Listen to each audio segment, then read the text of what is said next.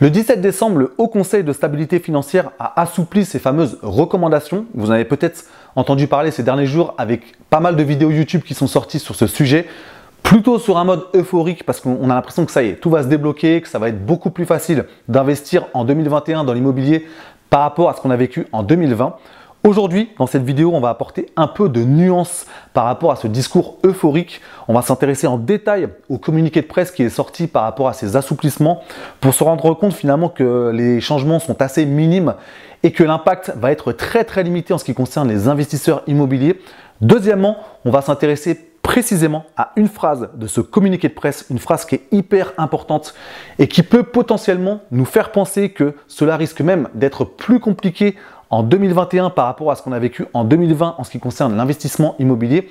Et enfin, vu qu'on n'est pas seulement dans un constat à se dire ok, finalement quand on regarde en détail ça va être encore compliqué, on va s'intéresser aux stratégies à notre disposition pour continuer à investir en 2021 malgré ces recommandations, parce que finalement un vrai investisseur immobilier ne doit pas être trop impacté par ces recommandations. Il doit toujours avoir un ou deux coups d'avance et ne pas s'arrêter finalement à des recommandations en se disant j'attends de voir si ça s'assouplit ou si ça se durcit. C'est vraiment important de se détacher de tout ça pour essayer d'avoir encore une fois un coup d'avance ou deux coups d'avance par rapport à l'investissement immobilier. Avant d'attaquer cette vidéo, si ce n'est pas encore fait, pensez à vous abonner à la chaîne et à activer la cloche de notification pour être alerté chaque semaine de la sortie des nouvelles vidéos en ce qui concerne l'atteinte de la liberté financière en partant de zéro, donc que ce soit des vidéos de bourse, d'immobilier, de création de business ou tout simplement d'état d'esprit à adopter pour atteindre cette fameuse liberté financière.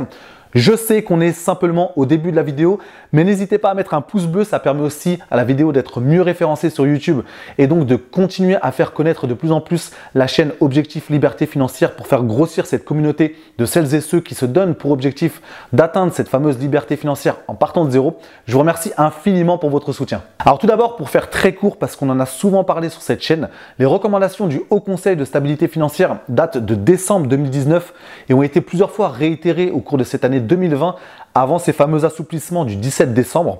4 éléments principaux à retenir. Premièrement, un taux d'effort limité à 33% d'endettement. Deuxièmement, une durée de crédit limitée à 25 ans. Troisièmement, une tolérance en ce qui concerne 15% de la production totale des crédits immobiliers. Donc, il y a 15% des crédits qui pouvaient sortir de ces recommandations. Et enfin, quatrième élément qu'on avait souvent tendance à négliger, l'encours total de vos crédits immobiliers ne pouvait pas dépasser cette année de vos revenus. Et ça, c'est un élément qui est extrêmement important à prendre en compte pour les investisseurs immobiliers. En ce qui concerne les assouplissements du 17 décembre, cela concerne 3 des 4 éléments qu'on vient de voir ensemble.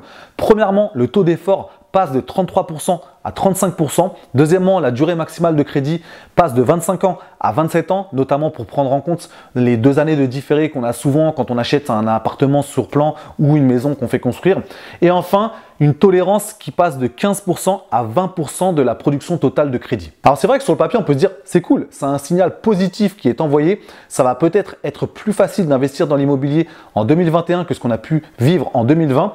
Mais quand on regarde l'essence du texte, quand on regarde en détail le texte, on se rend compte à quel point il n'est quasiment question que de l'accès à la résidence principale. C'est vraiment quelque chose à prendre en compte pour comprendre à quel point il n'est pas question d'assouplissement en ce qui concerne l'investisseur immobilier. On est vraiment sur l'accès à la propriété.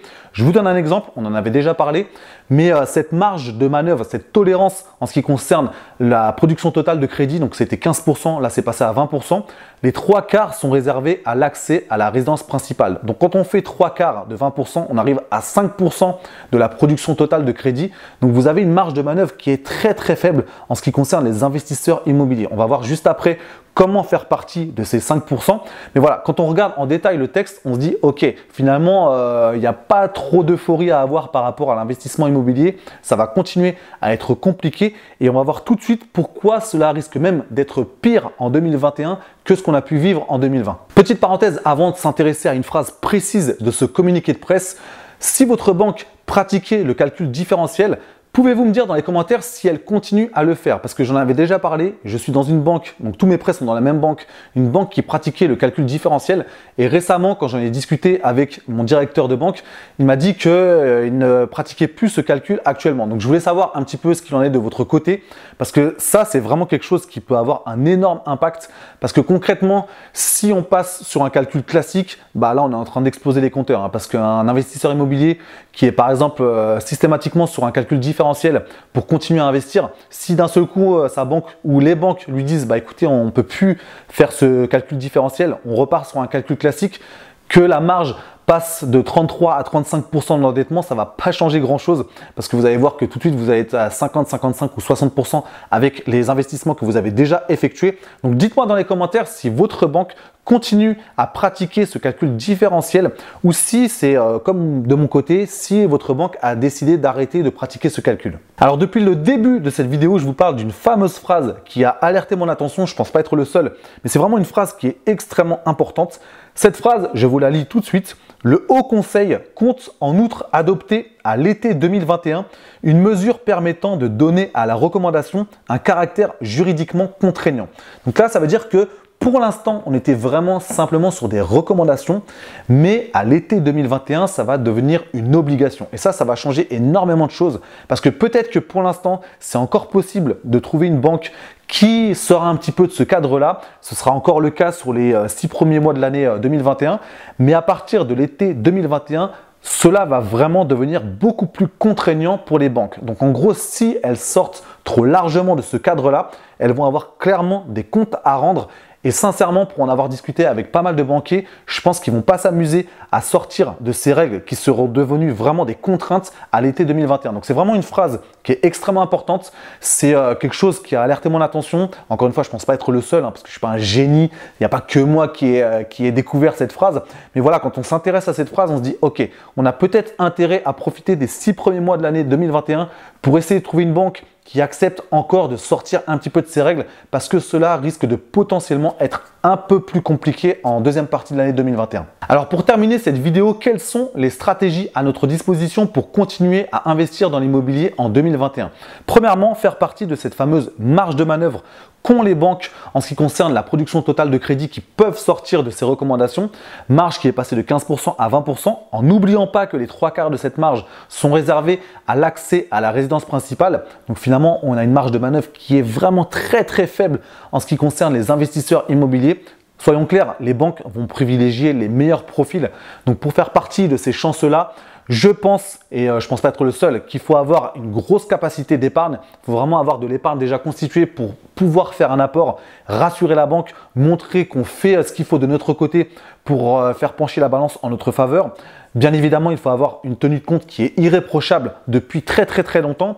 Donc, c'est vraiment deux éléments très importants par rapport à ça. C'est peut-être pas les seuls, mais c'est les deux éléments les plus importants pour vraiment faire pencher la balance de notre côté pour faire partie de ces chanceux qui vont pouvoir rentrer dans cette marge de manœuvre qu'ont les banques. Deuxièmement, profiter des 6 premiers mois de l'année 2021 pour investir dans l'immobilier en se disant que c'est seulement à l'été 2021 que ces recommandations deviendront des obligations.